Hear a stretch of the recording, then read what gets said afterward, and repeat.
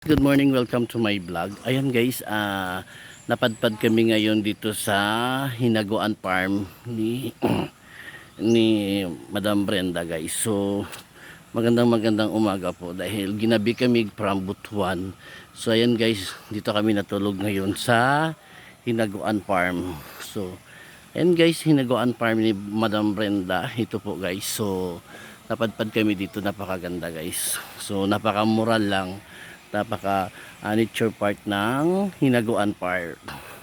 Yan guys, so kung makikita mo guys yung actual versus nung una-una talang paggawa guys, ito medyo madamo-damo na guys kasi nga yung mga tinanim nila ay medyo lumabong na. Ayan guys, kung makikita mo. So ang video nito guys sa araw pag sa gabi guys, magkakaiba po ang kanyang picture. Ayan guys, si Madam Brenda. Ayan po pa.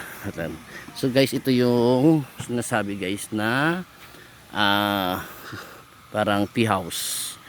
Ayan po yung tea house guys. So makikita mo guys mga cottage niya guys. Ayan po.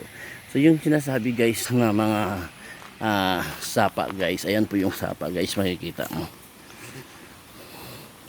So ito yung sapa guys. So ayan po. Ayan po yung sapa guys. So ayan po. So kasi ngayon guys, maaga kaming nagising. May bilyaran din na side guys. Ayan po. Oo. So naligo yung driver ko guys. Ayan, naligo si guys. Ayan po. Malamig? Ha? Ayan guys po, nakikita nyo guys. So ito yung Hinaguan Park guys. Ayan po, makikita nyo. So napakabundok guys. Ang maririnig mo tayo mga boses ng mga hayop. Meron sila guys ng mga, meron ditong pusa, chicken, and kung ano-ano guys. Ayun guys. Oh. So ayun, ayun guys, naligo yung driver ko guys. Tingnan mo guys, naligo siya guys, pero may biik dun sa unahan. Ayun guys, so sapa. So ayun guys, so makikita. Ayan po yung nature park ni Madam Brenda. Ayun guys, yung sapa guys.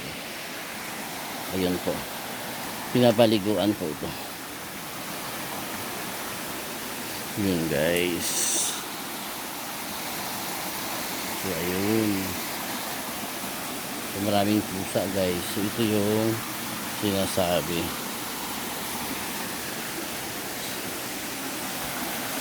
Ayun guys. Ito yung Hinaguan Park. Malalim ata. Ayun.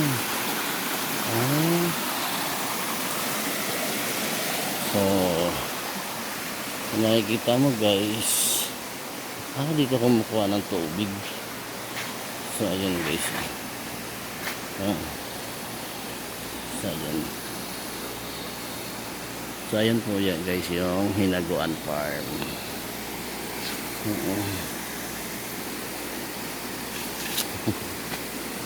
Ayan guys. Doon naligo yung ayos ah. Ayos ah. Malamig? Malamig?